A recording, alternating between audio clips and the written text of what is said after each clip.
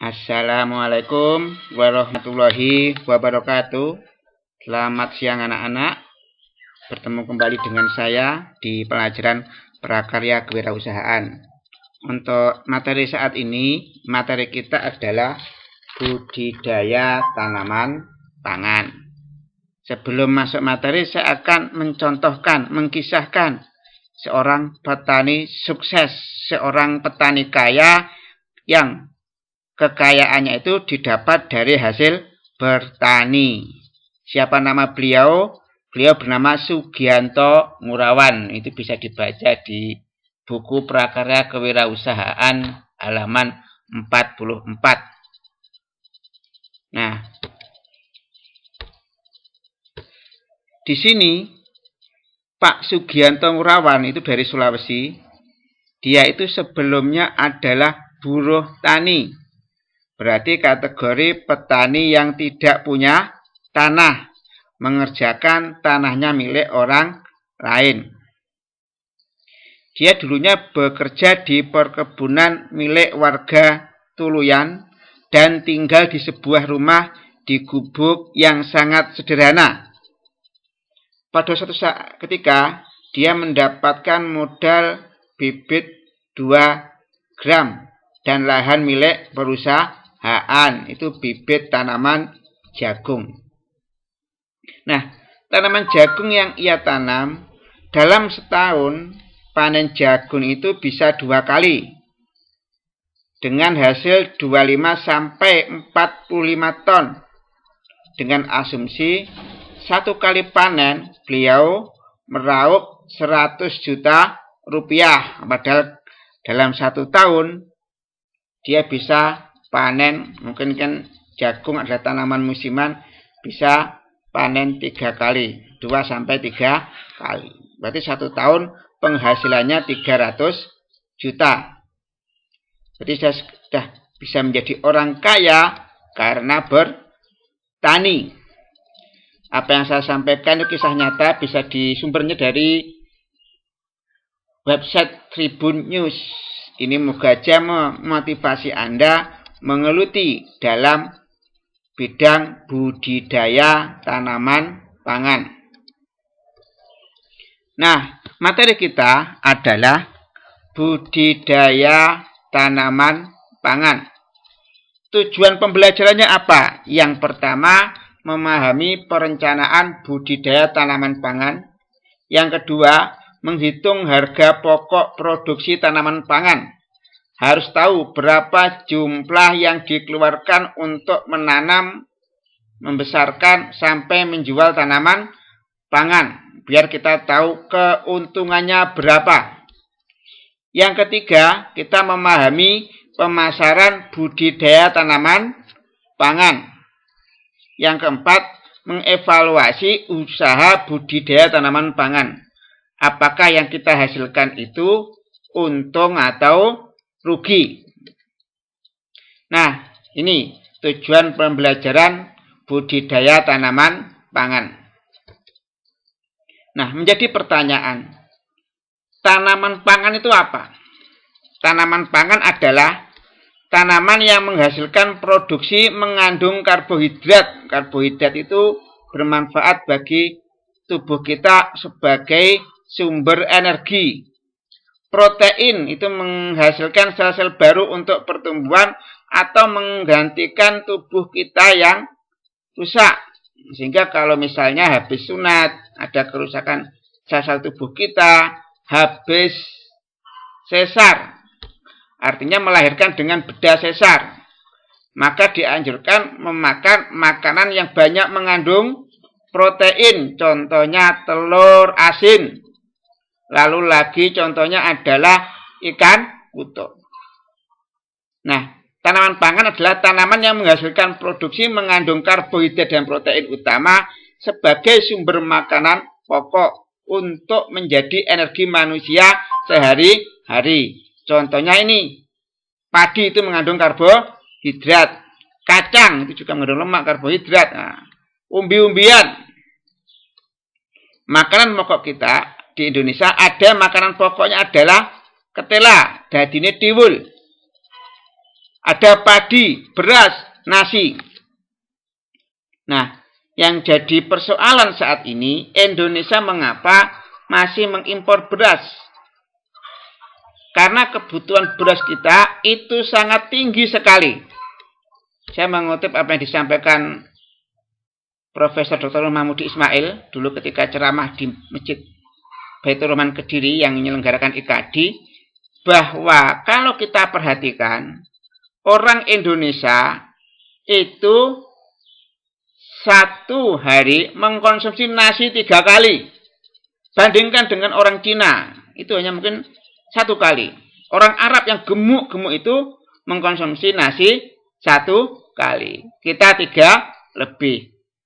3. Inilah yang menyebabkan Indonesia memerlukan beras yang sangat tinggi karena masyarakat Indonesia konsumsinya berasnya sangat tinggi sekali. Padahal mungkin kalau di luar negeri makan nasi 1 kali cukup. Itu ya pengertian tanaman pangan. Selanjutnya, tanaman pangan dari padi, ketela, umbi-umbian ini seperti kacang. Nah, ini dikatakan tanaman pangan karena punya ciri-ciri. Ciri-cirinya apa? Yang pertama, dapat memenuhi kebutuhan karbohidrat manusia. Mengandung karbohidrat. Manusia butuh karbohidrat sebagai sumber energi. Buah atau hasilnya dapat dimakan. Kalau buah contohnya pepaya, mangga, jeruk, itu termasuk tanaman pangan. Yang ketiga merupakan tumbuhan semusim. Nanti saya jelaskan apa itu pengertian dari tumbuhan semusim. Yang keempat, dapat diolah menjadi berbagai macam makanan. Beras jadi padi, ketela jadi tiwul. Zaman dulu, ada beberapa warga negara Indonesia, makanan pokoknya bukan beras, nasi. Ada yang ketela yang diolah menjadi tiwul. Itu bagi yang makanannya tiwul, bagi yang ekonominya menengah ke bawah. Nah, di sini pembagian tanaman berdasarkan umur. Ada tanaman yang semusim, ada tanaman tahunan. Apa perbedaan tanaman semusim dan tahunan? Tanaman semusim adalah dipanen dalam 1 musim aja. Ada yang 3-4 bulan wes panen. Contohnya jagung dan kedelai.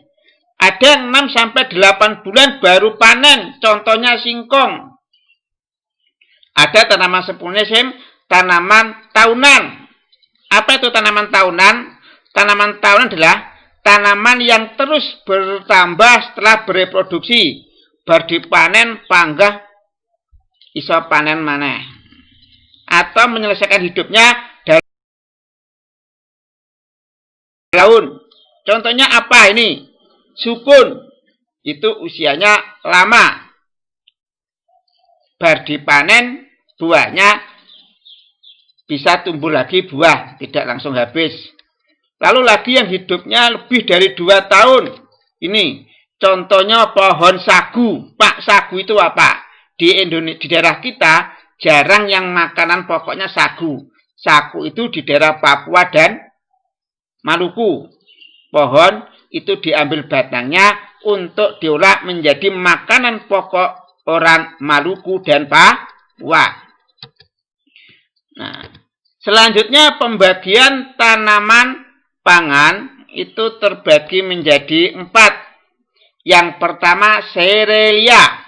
Contohnya ini, padi, kacang-kacangan, umbi-umbian, dan jenis tanaman lainnya. Pertama, makanan serealia. Apa itu makanan serealia? Adalah tanaman yang ditanam untuk dipanen yang dimanfaatkan bijinya atau sebagai sumber karbohidrat. Padi diambil bijinya. Gandum diambil bijinya. Sorghum itu baru itu ya. Itu juga diambil bijinya. Gandum mungkin suatu saat kalau kita kurang beras, gandum itu bisa pengganti beras. Sorghum itu baru saja dikembangkan. Itu bisa menjadi pengganti tanaman padi. Serelia. Yang kedua, kacang-kacangan. Yang diambil ya kacangnya. Kacang-kacangan itu adalah penghasil kacang-kacangan. Yang diambil kacang-kacangan yang mengandung karbohidrat dan protein. Contohnya, kacang tanah, kacang hijau, kacang kedelai, kacang merah, kacang lentil, kacang polong. Yang kita banyak jumpai kacang tanah, kacang hijau, kacang kedelai. Yang ketiga adalah umbi-umbian.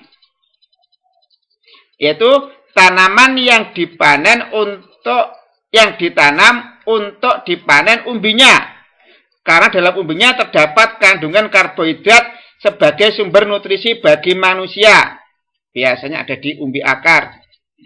Diambil umbinya. Lalu ada jenis tanaman lain. Itu tanamannya bagaimana? Jenis tanaman lain adalah tanaman yang ditanam untuk diambil di luar dari ketiga di atas. Misalnya ini sagu, batangnya. Sukun, diambil ini, buahnya. Itu adalah 4 jenis tanaman pangan. Mungkin ini aja yang saya sampaikan. Sak bejo-bejone wong kang lali, isik bejo wong kang eling lan waspada. Wallahu muwaffiq ila aqwamit thoriq. Wassalamualaikum warahmatullahi wabarakatuh.